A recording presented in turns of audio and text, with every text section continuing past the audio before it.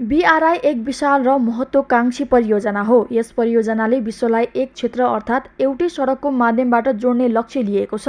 तर त्यही BRI परियोजनालाई विभिन्न राजनीतिक दलहरूले गलत ढङ्गबाट बुझिदिँदा नेपाल र चीनको सम्बन्धमा केही खटपट सिर्जना हुने देखिएको विश्लेषण गरिएको छ। यता गृहमन्त्री नारायण काजी श्रेष्ठले नेपालमा भू राजनीतिक अवस्थाले सृजना गरेको विभिन्न चुनौतीको समाधान गर्दै देशलाई अघि बढाउनु पर्ने बताएका छन्। यस्तै देशको विकासमा छिमेकी देशहरूसँगको सम्बन्ध सकारात्मक बनाई सहयोग लिन सकिने उनको दाबी छ। उनले सबैमा स्वतन्त्र परराष्ट्र नीतिबाट विचलित नहुन आग्रह समेत गरेका छन्। देशको स्रोत साधनको उचित प्रयोग गर्नुका साथै स्वतन्त्र परराष्ट्र नीति कूटनीतिक श्रेष्ठलाई अघि बढाउन आवश्यक भएको उनले बताएका छन्। राज्यले दुवै देशबीच असल सम्बन्ध कायम गर्न प्रयत्न गर्नुपर्ने आवश्यक रहेको जिकिर गरे। यस्तै नेपालको विकासका लागि चीनले लगातार सहयोग गर्दै आएको र चीनसँग भएको असल सम्बन्धलाई अझ सकारात्मक बनाउन जोड दिनुपर्ने उनले बताए। हाम्रो सार्वसत्तालाई राम्ररी एक्जर्ट गर्न, एक्सर्साइज गर्न, हाम्रो आर्थिक विकास र आर्थिक सामर्थ्यलाई हामीले अगाडि बढाउनै पर्ने हुन्छ। त्यो आर्थिक विकास र सामर्थ्यलाई अगाडि बढाउनका निम्ति हामीले एकातिर हाम्रो साधन स्रोतको सही परिचालन गर्ने नीति, हाम्रो विकासको सही मोडेलद्वारा अगाडि बढाउनु पर्ने आवश्यकता छ भने अर्कोतिर अन्तर्राष्ट्रिय सहयोग पनि हामीले प्राप्त गर्न सक्नुपर्छ। त्यसको निम्ति स्वतन्त्र परराष्ट्र नीतिमा आधारित इकोनोमिक डिप्लोमेसी चाहिन्छ, कुशल आर्थिक कूटनीति चाहिन्छ। अहिले हामी त्यसैमा लाग्नुपर्छ भन्ने सोचाइमा छौँ। कुनै पनि देशसँग सम्बन्ध सुदृढ गर्न दुवै देशलाई फाइदा हुने पक्षहरूलाई ध्यानमा राखी समन्वय गर्न आवश्यक हुन्छ। यसो गर्नाले सम्बन्धलाई थप मजबुत बनाउन मद्दत पुग्ने विश्वास गरिएको छ। यस्तै उपसभामुख इन्दिरा राणा मगरका अनुसार चीनले नेपालको समृद्धि चाहन्छ। त्यसैले चीनसँग सम्बन्ध विकासका लागि समन्वय गरी व्यक्तिगत तथा पार्टीगत स्वार्थ भन्दा पनि सम्पूर्ण नेपाल तथा नेपालीलाई लाभदायक हुने काम गर्नुपर्ने उनले बताइन्। चीनलाई फाइदा हुने, नेपालको जनतालाई फाइदा हुने, चीनको जनतालाई फाइदा हुने कुराहरू चाहिँ हामी मिलेर गर्न सक्छौँ। हामीसँग त्यस्ता कैयौँ पोटेन्सियल कुराहरू छन्। चाइनाले कहिले पनि नेपालको स्टेबिलिटीमाथि इन्टरफियर गरेको देखेको छैन। चाइनाले नेपालको समृद्धि नै चाहन्छ भन्ने म चाहन्छु।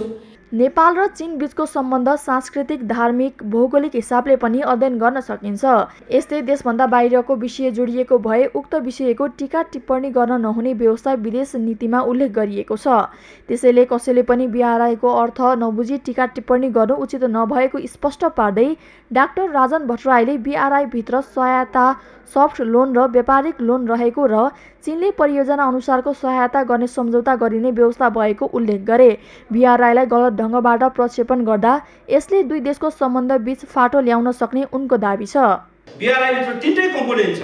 एउटा ग्रान्ट अर्थात् सहायता जुन चीनले परम्परागत रूपमा दिएको छ, BRI भित्र पनि त्यो कम्पोनेन्ट छ। दोस्रो यसभित्र सफ्ट लोनका दुई प्रकारका छन्। एउटा इन्टरनेसनल कमर्सियल लोन जो कम्पिटिटिभ रूपमा लिनुपर्ने हुन्छ, अर्को सफ्ट लोनको कम्पोनेन्ट पनि यसभित्र छ। अनि सँगै स्वाभाविक रूपमा कमर्सियल लोनको कुरा पनि छ। अब हामीले हाम्रा प्रोजेक्टहरू आइडेन्टिफाई गरिसकेपछि ती प्रोजेक्टहरूको अवस्थाका आधारमा ती प्रोजेक्टहरूले हामीलाई दिने फाइदा र त्यसले भोलि नेपाली जनता र नेपाल राष्ट्रलाई अग्रगतिमा लानका लागि त्यसले खेल्ने भूमिकाका आधारमा हाम्रै सम्झौताको टेबलमा बस्दाखेरि अनि कुन कुरालाई प्राथमिकता दिने, स्वाभाविक हो नेपाल जस्तो मुलुकले ग्रान्टलाई प्राथमिकता दिनुपर्छ। सहायता बढीभन्दा बढी दिनुहोस् भनेर हामीले भन्नुपर्छ। नेपाल एक भूपरिवेष्टित राष्ट्र हो। यहाँको भौगोलिक परिस्थितिले आर्थिक, यातायात तथा सामाजिक विकासलाई धेरै बाधा पुर्याएको नेपाल चीन सामाजिक प्रतिष्ठानले बताएको छ।